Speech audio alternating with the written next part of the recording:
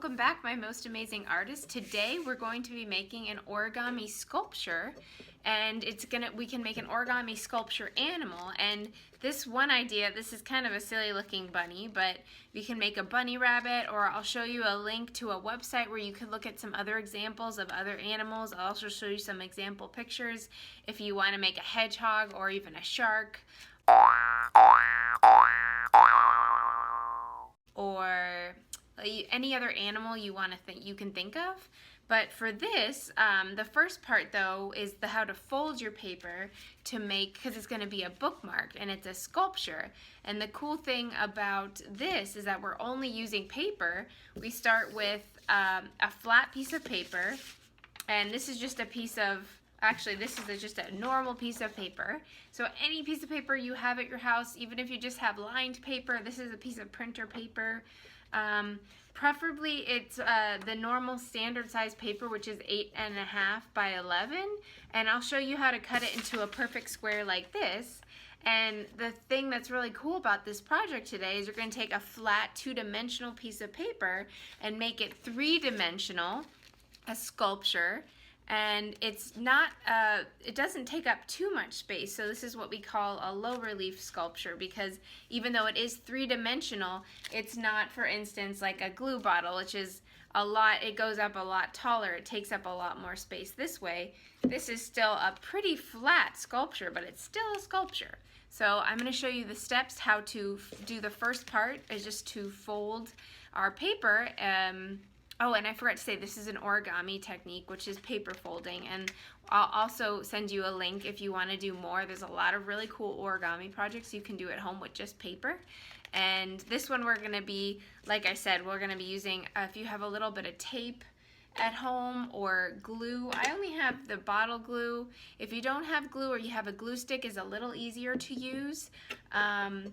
I think tape might be a little easier, but whatever you have at home. If you don't have tape or glue, then you can just color and decorate it with anything you have.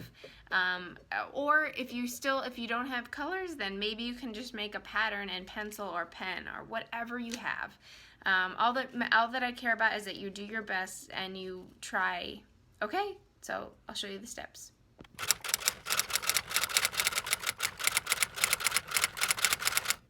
Alright, so here we have our just normal piece of printer paper, or like I said, if you have lined paper. If you have colored paper, that's great, but you want to make sure it's the size, this size, which is an 8.5 by 11 piece of paper. Yes, okay, so anyway, so when we get a piece of paper like this, it's a rectangle. I'm going to show you first how to make it into a square, because when we're working in origami, we work on a square. And you want to do your best you can to make sure you line up the edges so that it's nice and clean. Then you're going to have this little rectangle spot that's left over, so we're just going to fold that over. And if you press down with your finger, if you have a fingernail, you can do that too. And then you're going to cut off this piece, this extra piece, so you will need a pair of scissors. So I'm going to cut off this extra bit of, and like I said, we're going to try to use good craftsmanship to do the best you can to cut the line as close as you can. And sometimes our scissors aren't so good and we make a little mistake, but just do the best you can. You can always come back in afterward. But I know we're all working at home with what we have, so if it's not perfect, that's okay. So I've got this, alright, so I got my scrap paper, I'll put it aside. I can use my scrap paper for making ears or teeth or maybe other details later on.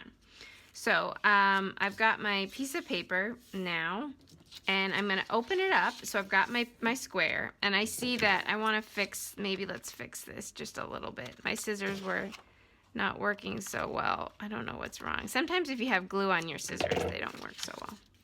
Alright, so I've got it folded this way. I'm going to have to do that. And then the next step is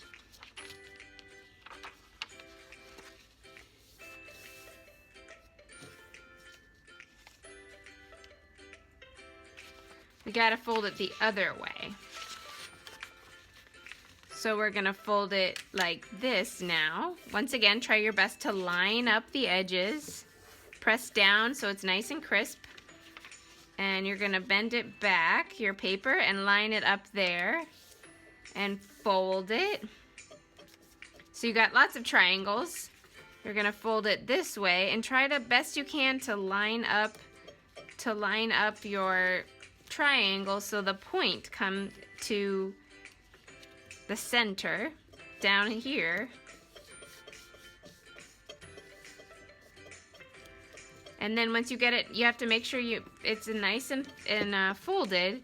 You're gonna open it up and you're going to fold it this way. So I'm gonna fold it up like this and press down. Oops. Be gentle with it. And so I've got it like this. And the thing about origami is it definitely takes a lot of patience and craftsmanship, so you just be patient with it. And if it's not perfect, like you see how mine even has a little bit like a thick of a line, but that's okay. We're just doing our best.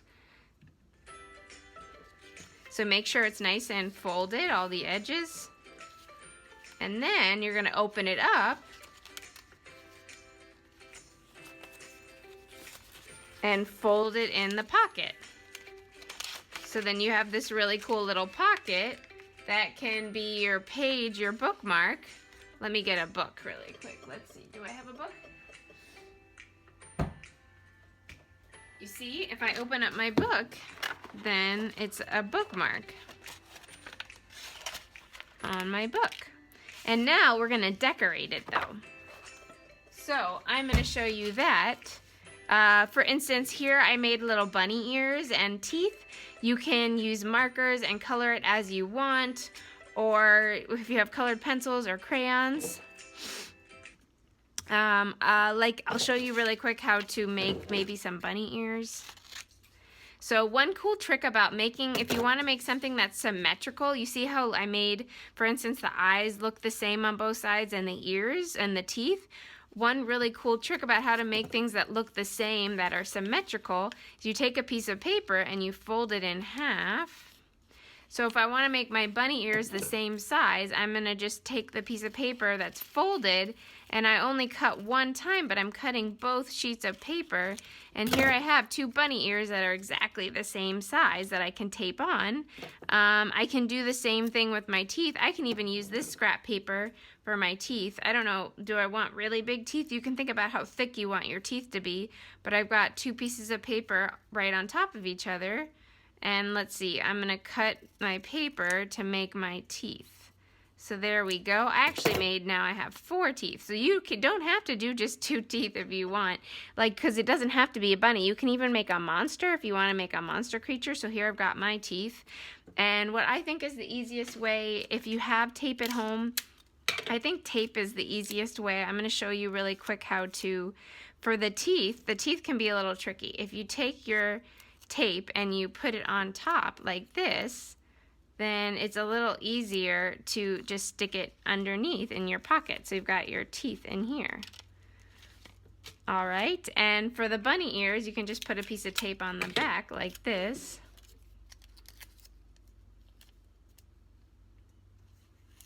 I think the tape's easier, but if whatever you have at home, I know we're all just working with what we have. All right, so I've got this. And now I can decorate my bunny. Oops. So I put it on the back, you see? Like this. I can decorate my bunny with because I just had a white piece of paper. So now I can decorate my bunny. I could even add little arms on it if I want.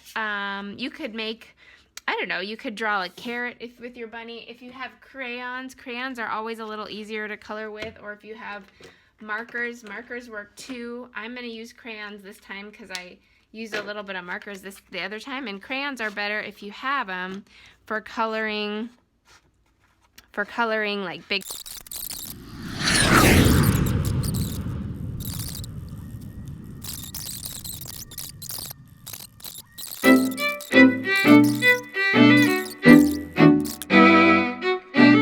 All right, and so today we made made our little bunny bookmark, and remember, it works as a bookmark. You can put it and you can mark pages on your book. And I made a bunny with a little carrot. If you want to make, I'll show you some pictures in this video of some other ideas. You can add on, if you want to make a monster, you can make really sharp pointy teeth.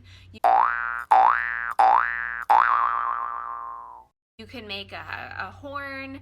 If you wanted to make hair, you could make some hair. One trick with your paper, for instance, if you wanted to make hair, is like making a fray. So you see how I'm cutting my paper like this? So you can make a little fringe with technique with your scissors if you want to add some hair at the top. So you can be as creative as you want. I can't wait to see them. If you can, please take a picture of your work and I'll ask you to submit it on the online form. And once again, we talked about sculptures. We talked about a three-dimensional, which this is three-dimensional object, but it's a low relief sculpture, which means as opposed to, I showed you this glue bottle that goes really tall, but even a glue bottle is pretty flat, right? You think of sculptures that go in lots of different directions. I'll show you pictures as well in the video.